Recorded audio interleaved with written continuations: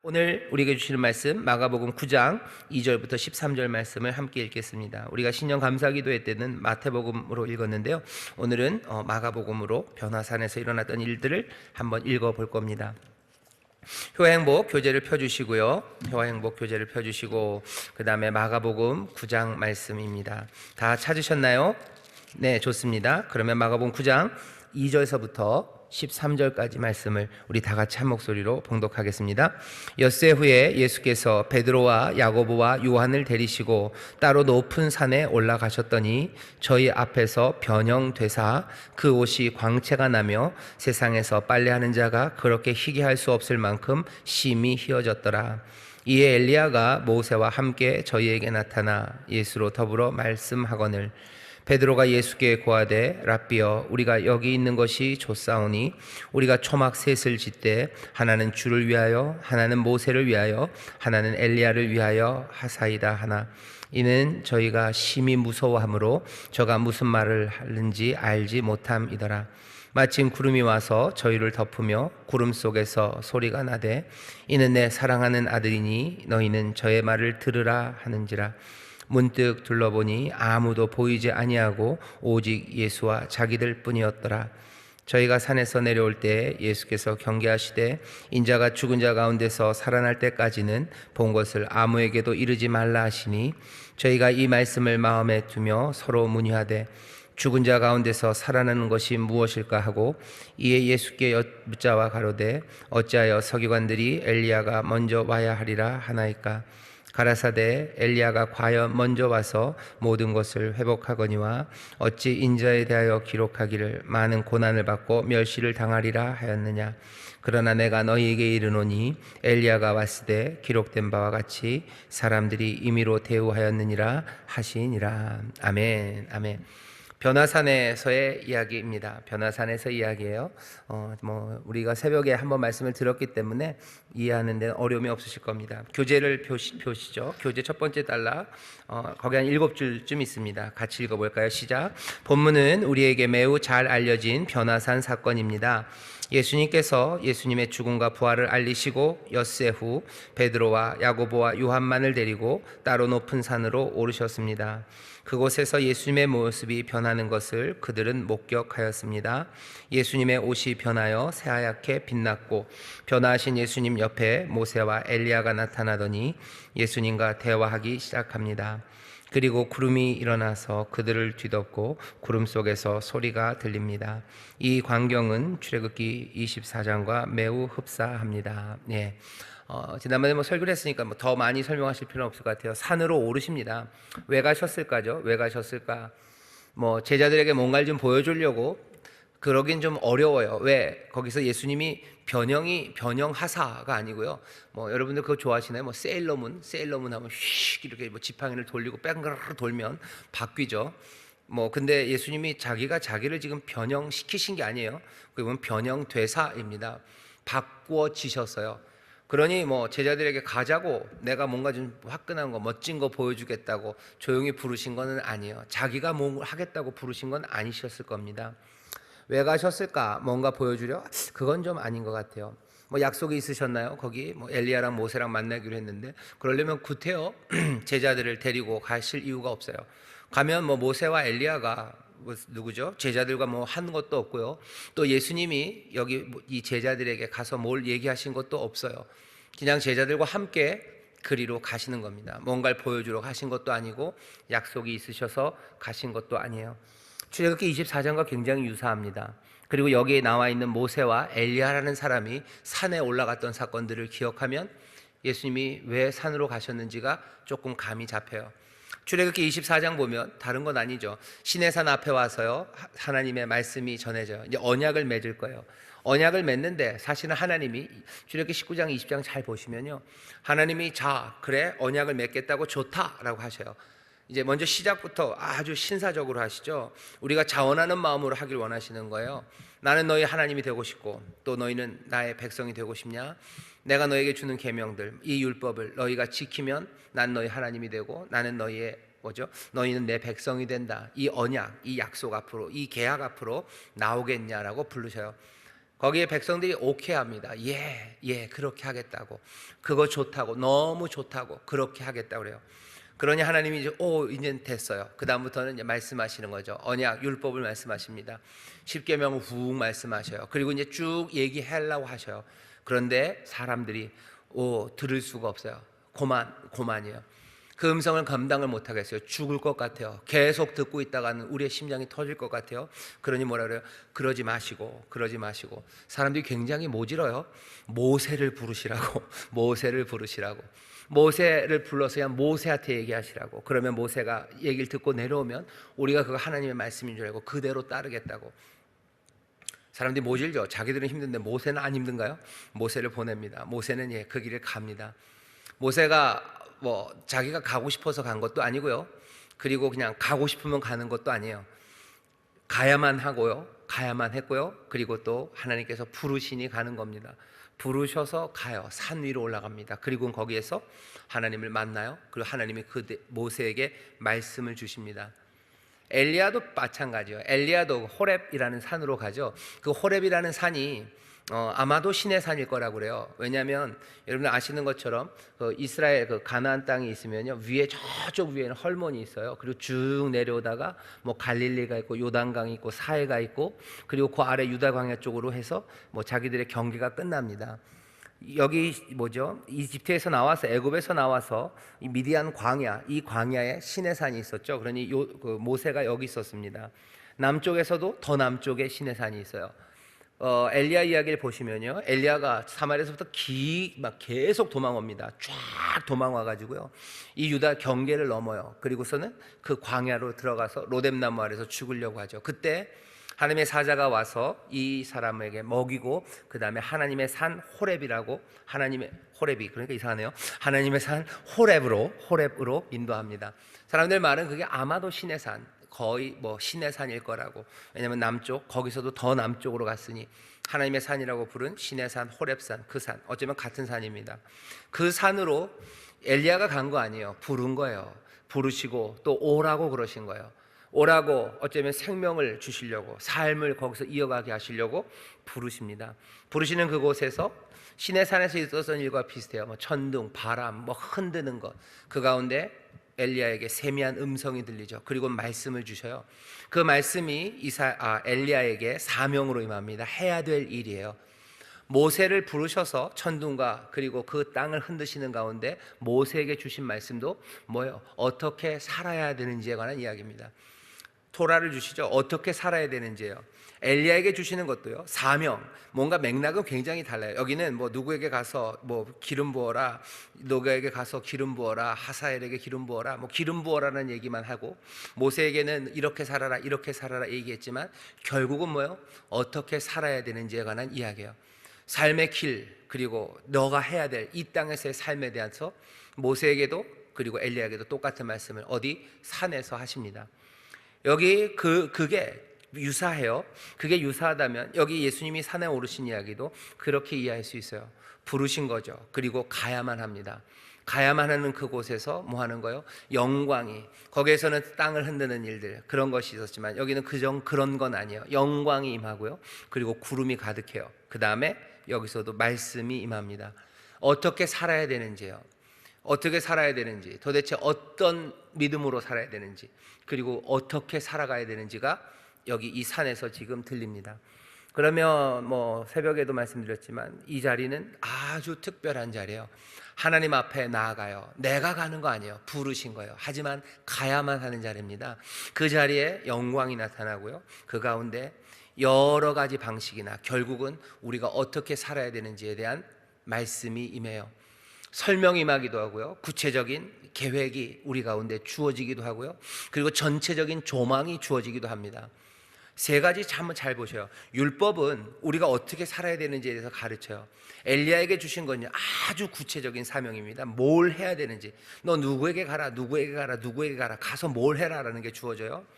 여기 오늘 예수님과 함께 산에 올랐던 사람들에게 주어졌던 것은, 이는 내 사랑하는 아들, 내 기뻐하는 자, 그러니 너희들은 저의 말을 들어라 하면서 모든 것들을 누구에게 위임하셔요? 예수 그리스도에게 위임하셔요. 예수 하나님의 아들이 뭐라고 얘기하셨는지 거기에 귀를 기울이라는 거죠. 예수님께서는 모세에게 하셨던 그 율법, 어떻게 살아야 되는지에 관한 이야기들을 하실 겁니다. 그리고 또 구체적인 사명들로 우리를 인도하실 거예요. 왜냐하면 그분은 주님이시기 때문에 그래요. 뭘 해야 되는지, 어떻게 살아야 되는지, 인생의 조망이 무엇인지 여기 이 산에서 제자들이 듣습니다. 이제 그렇게 되면 어떻게 되나, 그 다음 이야기 두 번째 단락 같이 읽어보겠습니다. 시작. 출애굽 후 모세가 하나님의 부르심을 듣고 시내산으로 오르자 구름이 엿새 동안 산을 가렸고, 일곱째 되는 날 여호와께서 구름 가운데 나타나시어 모세에게 율법을 주셨습니다. 잠깐만요. 거기다 율법에다 동그라미를 하셔요. 율법 동그라미 하셔요. 생명의 길입니다. 생명의 길 쓰시고 어떻게 살아야 하는지라고 쓰시면 돼요. 우리가 도대체 어떻게 살아야 되는지 사람들이 묻죠. 도대체 우리는 어떻게 살아야 됩니까? 라고 묻는 것에 대한 답이에요. 이 답은 1, 2, 3, 4 이렇게 오는 것들도 있고요. 그리고 또 이야기들로 오는 것들도 있고요. 그리고 성전을 만들라고 하시는 그 이야기들도 있고요. 훨씬 더 풍성하게, 하지만 분명한 것은 우리가 어떻게 살아가야 되는지 생명의 길을 우리 가운데 주십니다. 그것도 하나 그 밑에 쓰세요. 생명의 길 어떻게 살아야 될지. 그 다음에 밑에 하나 쓰셔요. 등 그리고 빛 쓰셔요. 등이고 빛입니다. 여러분들 시편 119편에 보면 아주 제일 유명한 말씀이에요. 주의 말씀은 내 발에 그리고 내 길에 등이 되시고 빛이 되신대요. 어떻게 살아야 되는지이기도 하고요. 그리고 그 길을 인도하시는 말씀입니다. 보이시고요. 이렇게 살아야 돼요. 그리고 그 길을 보이시고 그 길을 갈 수 있도록 돕는 것이 말씀이에요. 길은 있지만 어두우면 갈 수 없습니다. 그렇죠? 여러분들 칠흑 같은 어둠 그런 데 가보신 적 있으시죠? 근데 가면요 진짜 눈을 떴나 감았나 뜨나 감으나 똑같아요. 꼼짝 못합니다. 길은 있어요. 하지만 보이지 않고 그게 캄캄하면 어떻게 갑니까? 말씀이 우리에게 길이 돼요. 그리고 동시에 우리에게 갈 수 있는 도움이 됩니다. 이 율법을 주셨어요. 그리고 그 다음입니다. 같이 읽겠습니다. 시작. 모세는 여호와의 말씀을 듣고 40야를 산 위에 있었지만 예수 그리스도의 말씀은 그와 같이 길고 복잡하지 않습니다. 간략하고 분명합니다. 예수는 그리스도시며 살아계신 하나님의 사랑하는 아들이시고 죽임을 당하시나 다시 부활하심으로 우리를 영원한 구원으로 인도하실 것을 믿으라는 메시지입니다. 시내산에서 여호와의 영광을 구름으로 가리시듯 예수님의 비밀 또한 가려졌었습니다. 그러나 여호와께서 모세에게 모습을 비추신 것과 같이 이제 비로소 예수님의 비밀이 밝혀졌습니다. 뭐라 그래요? 모세는 그 율법이라는 긴 걸 들었어요. 하지만 변화산, 이 산에서는요 길지 않습니다. 아주 간단해요. 여기 내 사랑하는 아들, 내 기뻐하는 자요. 여기가 내 아들이에요. 지난주 설교처럼 이 아들이란 말이 이게 장난이 아닙니다. 어마어마한 말씀을 하시는 거예요. 하나님의 아들이에요. 육신이 되어 우리 가운데 오셨어요. 그러니 너희는 그의 말을 들어라 하는 거예요. 생명의 길 어떻게 살아야 되는지, 그리고 어떻게 그것이 도움이 되는지, 몽땅이 다 어디예요? 이제는 예수 그리스도 하나님의 아들, 이 아들이 너희에게 생명의 길을 보이실 거고 그 길을 갈 수 있도록 너희를 도우고 너희를 인도할 거다라고 얘기하시는 거예요. 전에는 토라가 율법이, 하지만 이제는 비교할 수 없는 하나님의 아들이 우리를 인도하십니다. 그러니 이스라엘이 율법을 가질 때만 해도 신명기 보면 너희처럼 복 있는 민족이 어디 있냐 그랬는데, 이제는 우리처럼 복 있는 사람이 어디 있습니까? 율법이 아니라 살아계신 말씀이, 살아 움직이는 말씀이, 은혜로 가득한 주께서 우리에게 길이 되시고 길을 보이시고 그 길을 가도록 도우셔요. 우리 질문이요. 길을 보이신 건 알겠는데 언제 도우십니까? 예수님 얘기하시잖아요. 그래서 볼지어다 세상 끝날까지 내가 너희와 함께 한대요. 내가 가는 것 같지만 아니다, 내가 금방 온다. 그리고 진짜 금방 오셨어요. 내가 아버지에게 받은 바 선물, 이 성령을 너에게 부으신다. 보혜사가 너희를 도우신다. 내가 함께 한다라고 얘기하셔요. 길이 율법처럼이 아니라 그 길과 생명이 예수 그리스도, 그 생명의 영광이 우리와 함께 하시고요, 약속하신 그대로 지금도 우리와 함께 하십니다. 보혜사 우리와 함께 하시고 주의 영이 우리와 함께 하셔요. 길을 모른다고 하지 마세요. 길을 어떻게 갈까라고 묻지 마세요. 분명히 얘기하세요. 지금 주께서 우리에게 길을 보이시고 길이 되시고 또 우리를 그 길로 갈 수 있도록 돕고 계신 줄 믿습니다. 우리는 그런 사람들이에요. 그러니 이스라엘과는 미안하지만 비교할 수 없이 복된 사람들이 우리들입니다. 하나님을 만나서 말씀을 들어요. 산을 오르죠. 그리고 영광을 보게 하셔요. 그리고 말씀을 주시고 가려진 것은 드러납니다. 이 자리가 어딘가, 그게 중요해요. 이 자리는 어딜까? 이 자리는 그 다음 단락 읽겠습니다. 시작. 믿을 수 없는 이 광경을 목격한 예수님의 제자들은 겁에 질렸습니다. 무엇라 말해야 할지 몰라 베드로는 횡설수설합니다. 그러나 분명한 것은 이전의 일상과는 전혀 다른 경험을 한 것입니다. 이제 세상이 달리 보일 수밖에 없습니다. 사도 바울의 삶이 변할 수 있었던 데에는 다메섹 사건, 성령님이 일을 이제 하신 오순절 마가다락반 사건과 같이 직접 체험하고 경험한다는 것은 삶이 뒤바뀌는 변화를 이룹니다. 눈이 새롭게 밝아지는 삶, 성령의 진동을 느끼고 새로운 방언으로 말하고 기도하는 삶으로 변화됩니다. 제자들도 영광으로 둘러싸인 예수 그리스도를 보았으니 이제 세상과 사람이 보는 것들과는 다른 것들을 보게 될 것입니다. 세상과 다른 것을 말하고 노래할 것입니다. 세상이 볼 수 없는 것을 보고 세상이 할 수 없는 말을 담대하게 할 수 있습니다. 아멘. 여기 산에 오른 사람들은요, 삶이 변합니다. 먼저는 뭐가 변해요? 말이 변해요. 베드로는 횡설수설합니다. 무섭고 두려워서요. 하지만 전에 없었던 말들을 해요. 전에 할 수 없었던 말을 하는 건 맞습니다. 그리고 전에 없었던 행동들을 하려고 해요. 산에 올라가면 빨리 내려와야 되는데 왜 갑자기 초막을 짓자고 합니까? 정신이 없어요. 왜? 뭔가를 보았기 때문입니다. 뭔가를 본 사람들은요, 그리고 그냥 일상을 본 사람들은 아니에요. 하지만 뭔가 다른 것을 본 사람들은 다른 말들을 합니다. 여행 갔다 온 사람들 말이 좀 달라져요. 여행 갔다 온 사람들 말이 달라지고 아주 놀라운 기적을 본 사람들의 말이 달라집니다. 그리고 사랑을 본 사람들 말이 달라져요. 그렇죠? 사랑하는 사람을 만나고 그러면 말이 달라져요. 가슴 아픈 일들을 보면 말이 달라져요. 그리고 화나게 하는 일들을 보면요, 말이 달라집니다. 분노의 말이 나오죠. 금방 욕 나오고 말이 거칠어지고 경음화되기 시작해요. 그냥 다 경상도 사람도 이제 그때는 살 안 그러고요, 쌀 그러고요, 사우자 안 그러고 싸우자 그러고요. 말이 달라집니다. 하나님을 만나서 말씀을 받아요. 그 다음엔 어떻게 됩니까? 일상과는 다른 경험을 하기 시작하면요, 다른 말들을 하기 시작합니다. 다른 말들을 하기 시작해요. 왜? 세상이 달리 보이기 시작하기 때문이요. 다른 세상에서는요, 다른 말을 합니다. 다른 세상이요. 우리 지지난주에 주일 설교의 제목에서 거기 예수 그리스도의 세계다 그랬어요. 예수 그리스도의 세계다. 이제 다른 세계예요. 그 다른 세계에서는 다른 말을 합니다. 우리가 중국에 가면 중국말을 하죠. 못해도 그 말해요. 다른 세상에서는 다른 말을 합니다. 일상과는 다른 경험이요, 우리로 하여금 세상과는 다른 것들을 보게 하셔서 세상에서 다른 말들을 하게 하죠.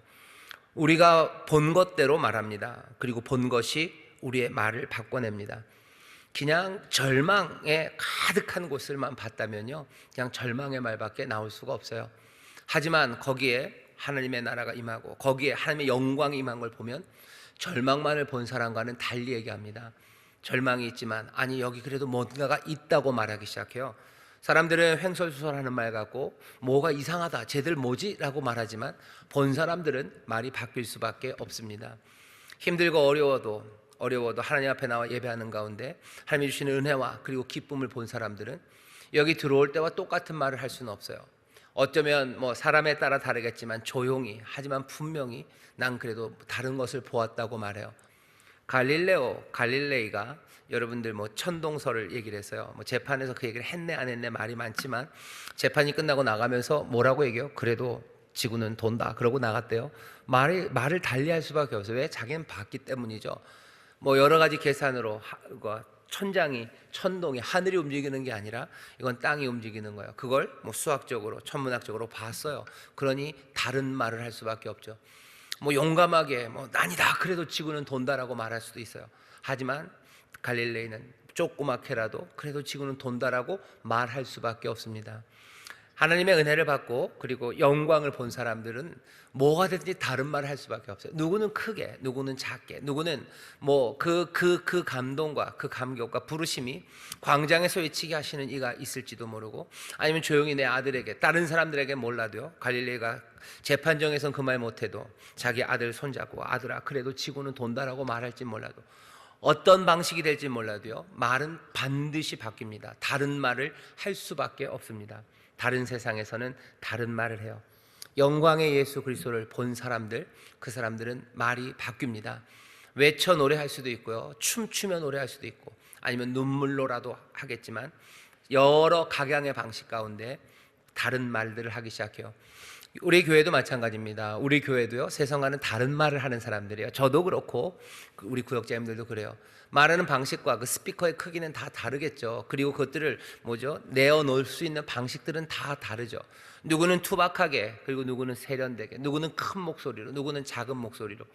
옛날에 국어책에 그런 거 나왔죠. 키가 작은 영희는 높은 소리로 노래했습니다. 키가 큰 철수는 낮은 목소리로 노래했습니다. 키 크고 작고 목소리가 크고 작고 차이는 있어도요, 말하고 노래하기 시작합니다. 일상과는 다른 경험을 하는 거예요. 그러고 다른 세상을 봅니다. 그럼 다른 말을 해요. 내가 변화된 말을 하고요, 세상과는 다른 말을 하기 시작하는 것, 그것이 영광의 예수 그리스도를 본 사람들이 하는 일입니다. 이건 어디서? 새벽에 말씀드렸지만 예배하는 자리예요. 예배하는 자리에서 그 일들이 일어납니다.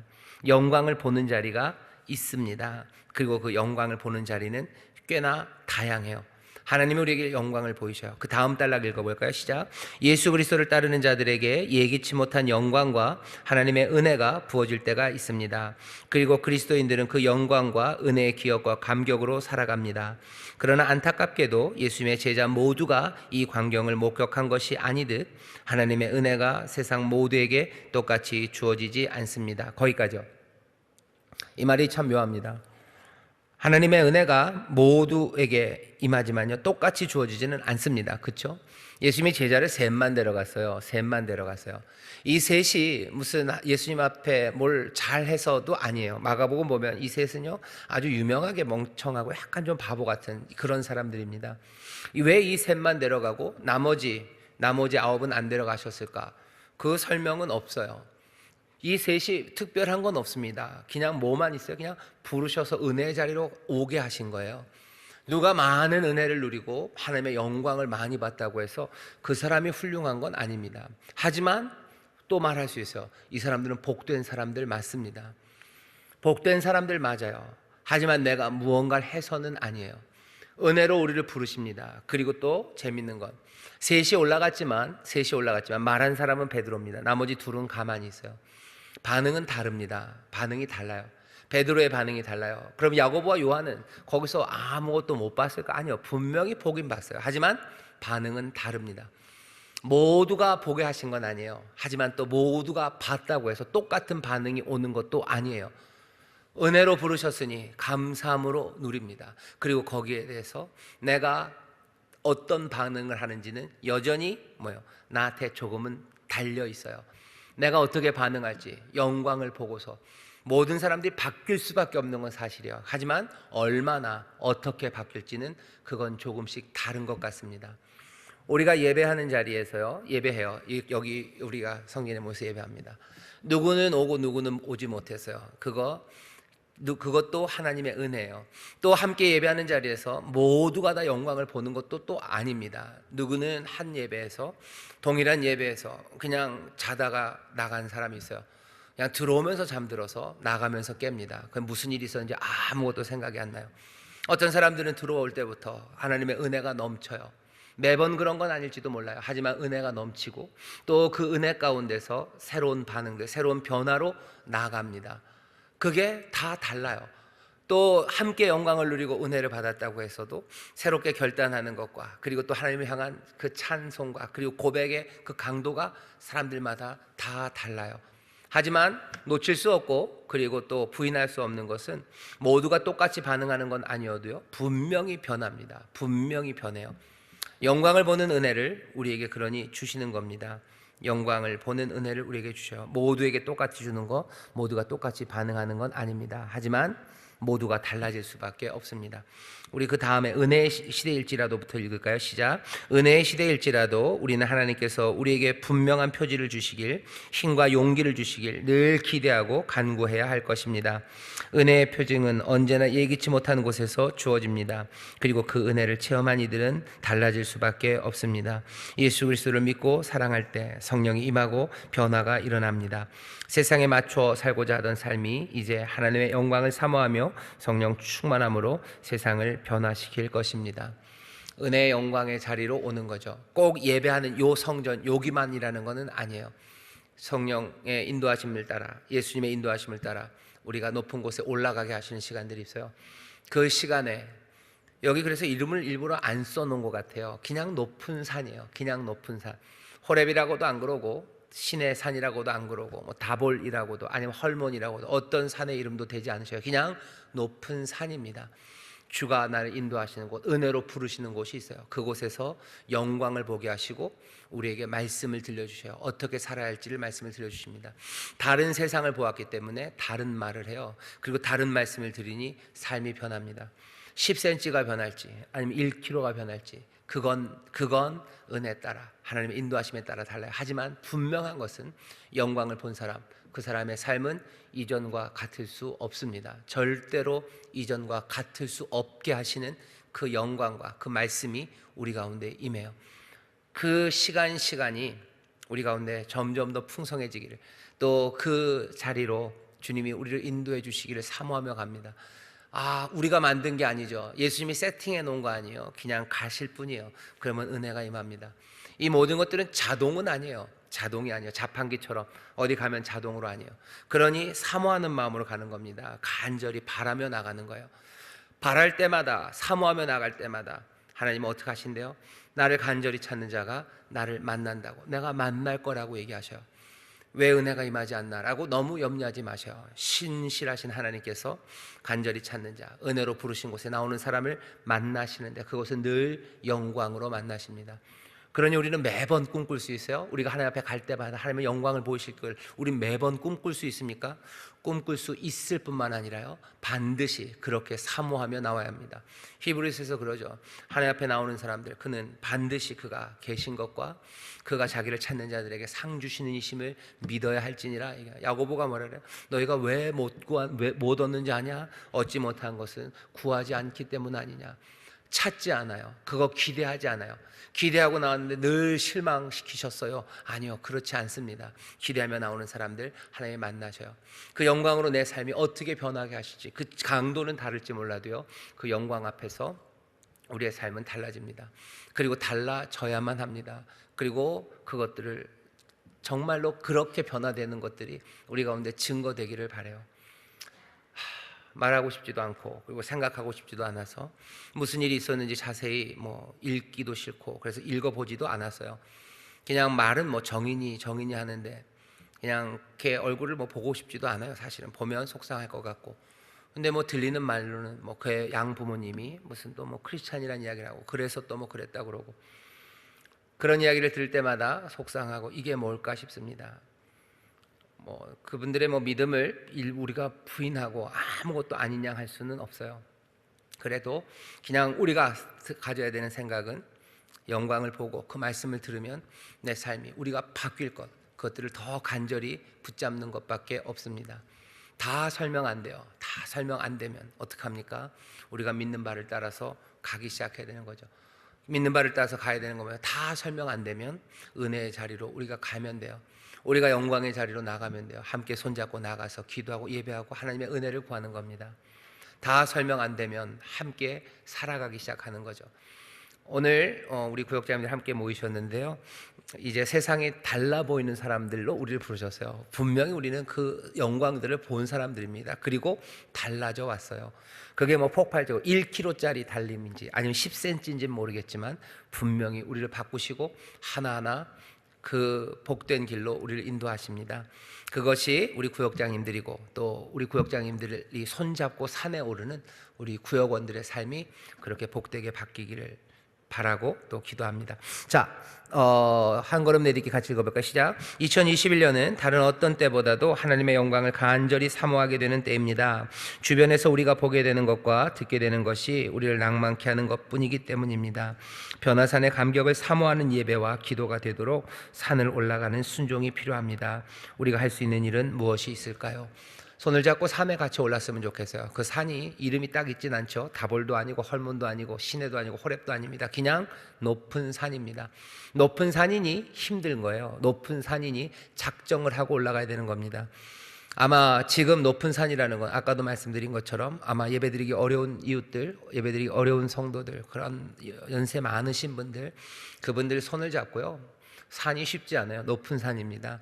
조심하셔야 되고 또 방역하셔야 되고 또 여러 가지 어려운 일들이 있지만 그래도 손을 잡고 함께 올라가기를, 함께 올라가서 그 영광을 보는, 거기 안에서 새로운 말들, 새 세상을, 하나님 나라를 보는 우리 구역장님들과 우리 교역자들 모든 성도님들이 되기를 바랍니다. 우리 두 번째 같이 읽어볼까요? 시작. 9장 7절에 구름 속에서 나는 소리를 기억하십니까? 사랑하는 아들의 말을 들으라고 하십니다. 8장 27절에서 9장 1절까지를 다시 읽어보고 예수님이 하신 말씀들을 정리해 보십시오. 이건 세 가지요. 지난주에 했었죠. 고난, 죽음, 부활입니다. 부활 얘기하셨어요. 분명히 구원을 얘기하셨어요. 그리고 또 고난과 죽음도 얘기하셨어요. 어떤 사람들은 고난과 죽음만을 이야기하려고 하는데 아닙니다. 부활 분명히 얘기해야 됩니다. 어렵고 힘들지만 분명히 살려내시고 일으켜 세우셔요. 그 예수님이 하신 말씀을 정확하게 그 아들의 말을 들어라 하는 거예요. 베드로가 말했던 그 이상한 말 말고, 세상이 하는 말 말고, 사랑하는 아들 우리에게 주신 그 말씀을 들어라. 고난이에요. 그리고 죽음이에요. 하지만 부활입니다. 놀라운 구원과 생명, 그 말씀 들어야 돼요. 그리고 그 가운데 있는 여러 고난에 관한 이야기, 그 이야기 들으라는 겁니다. 그러니 고난 가운데 있는 사람들은 부활을 꿈꾸셔야 돼요. 하나님의 구원 그리고 은혜 가운데 있는 자들은 내가 고난을 통해서 나도 그리고 다른 많은 이들에게도 하나님의 구원과 생명을 전할 것에 대해서 우리의 인생 길을 잡으셔야 됩니다. 가야 할 것, 가야 할 길, 그리고 내가 해야 되는 삶들, 그 삶들을 시내산에서 율법으로, 엘리야에게 사명으로, 또 여기 이 이름 모를 높은 산에서는 아들의 말씀으로, 예수 그리스도의 말씀으로 우리에게 주셨어요. 이것이 우리의 삶을 살아가게 하는 길이고 그리고 인도하는 능력입니다. 우리는 이것을 믿는 사람들이에요. 세상에 여러 다른 이야기들이 있습니다. 하지만 결국은 무책임한 말들이고요. 그리고 아무것도 우리에게 제대로 된 것을 줄 수 없고, 그리고 우리를 허망한 곳에 그냥 우리 자신만 덩그러니 던져놓는 말들일 뿐이에요. 제가 설교할 시간이 많으니까 그건 나중에 얘기를 하기로 하고, 중요한 것은 다시 한번 예배 그리고 말씀 앞에 함께 서서요, 다른 세상을 보시고 다른 말들을 하게 하신 은혜가 우리 가운데 넘치게 하실 줄 믿습니다. 오늘도 우리에게 다른 세상을 보게 하실 거예요. 함께 모여서 또 격려하고 또 정성을 다해서 섬기는 가운데 하나님의 도우심을 보며 여러분들 다른 말들, 은혜의 말들, 그리고 다른 발걸음을 옮겨가게 되시기를 주의 이름으로 축원합니다. 제가 기도하겠습니다. 하나님, 여기 사랑하는 주의 귀한 자녀들, 예수 그리스도께서 부르신 이들, 하나님 그리스도의 몸된 교회를 위해서 섬기기로 하나님이 작정하신 이들을 부르셨습니다.